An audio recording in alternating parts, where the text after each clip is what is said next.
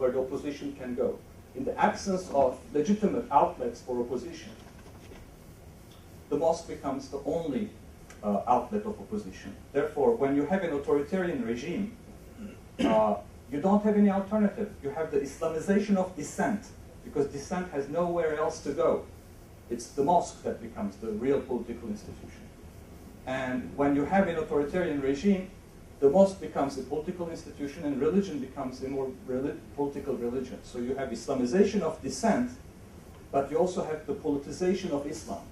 Islam becomes a much more political religion in an authoritarian context because it becomes the language of opposition. It becomes the language against oppression. That's why the motto, the slogan of the Muslim Brotherhood in Egypt is Islam is the solution. Because Islam is the only thing that they have. But if you let democracy flourish, you have then alternative political parties, and you have less of a political Islam. Islam becomes, again, another religion, a normal religion. But if you let only the mosques as outlets of opposition, then you have the Islamization of dissent and the politicization of religion. This is not something that Turkey has experienced, because since 1945, Turkey has political parties. Yes, there has been military interventions, but democratic life, multi-party life, pluralism has been a norm in Turkey. This is why also we don't have the same kind of radical Islam. It's not a coincidence that Malaysia, Indonesia, places where there has been more levels of pluralism, have also more moderate versions of Islam, because democracy is an antidote against radicalization of Islam. Another reason why Turkey is lucky compared to the rest of the Arab world in terms of not experiencing radical Islam, and another reason why Turkey has this, in my opinion, exaggerated fear of Islam, is because Turkish economy is very much a private sector-oriented economy. And when you look at the Middle East, you don't have another economy like Turkey, which has this vibrant middle class, a private sector-oriented middle class, which is basically engaged in globalization. That's a very important point, and it has a lot to do with the absence of oil in Turkey. The absence of oil is really a blessing in that sense, because in the absence of oil, the state actually cannot really have one source of income and establish a kind of public sector economics. But look at Saudi Arabia. If you have oil, who owns the oil? The state. And then you basically have this source of income, which means that as a state, you don't really need to engage in taxing your population, taxation. If you have oil, if you have that kind of natural resource, you don't need to tax your people, because you have an independent source of income.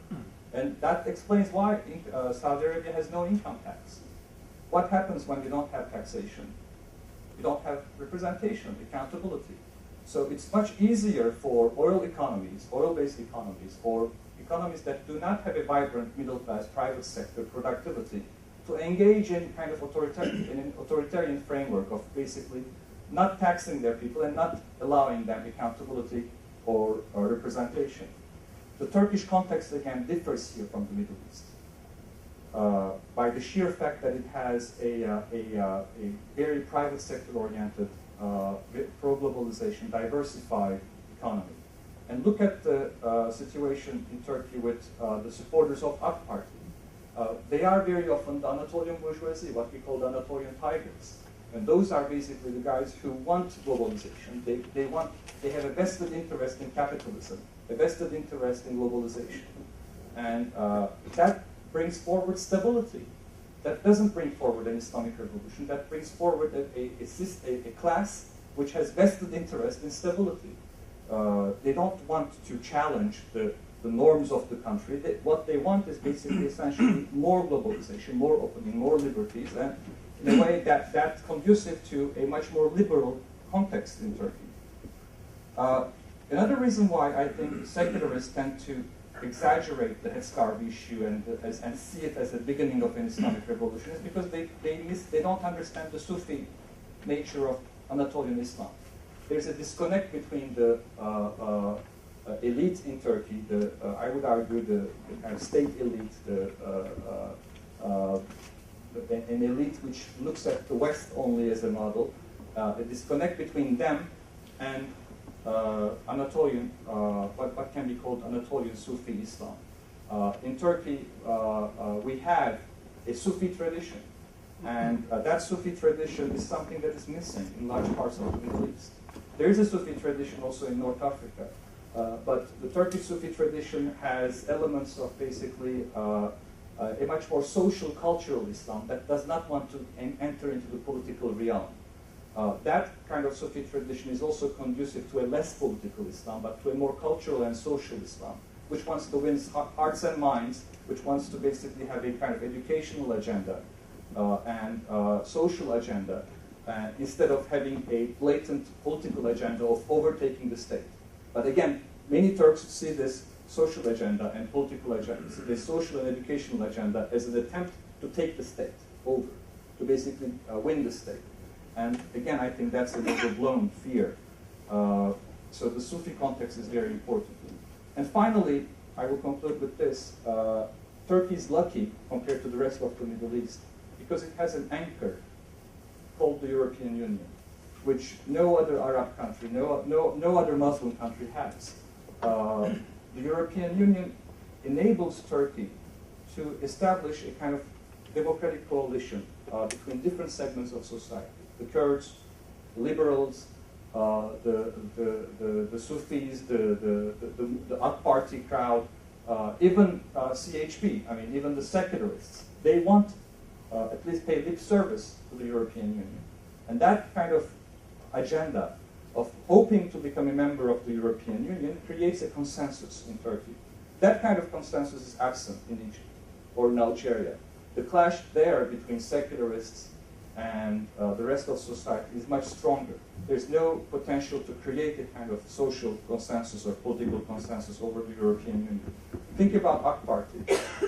AK Party came to power in 2002, November, at least partly thanks to its EU agenda.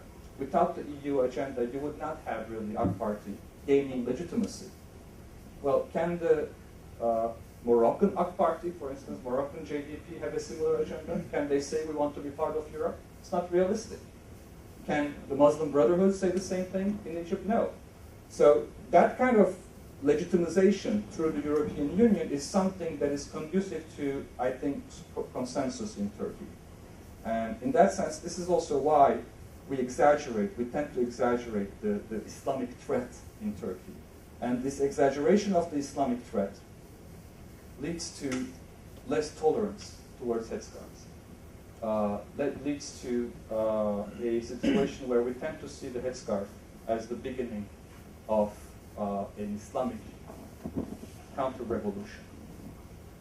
We tend, instead of focusing on the social, economic, cultural dimension of conservatism in Turkey, instead of trying to understand the visibility of the headscarves in Turkey, in schools and in urban areas, through urbanization, through modernization, because of basically the rapid change in Turkey. All these millions of people coming from the countryside to the city. We tend to see it as the beginning of basically what happened in Iran. These millions of people who gathered last summer, and they called it the Republican demonstrations. They genuinely feared that Turkey was becoming like Iran, based on this headscarf issue, just because the wife of the future president wore the headscarf. That was the major problem. The headscarf became a symbol in Turkey of political Islam in their eyes. I will conclude by saying that the tendency to see the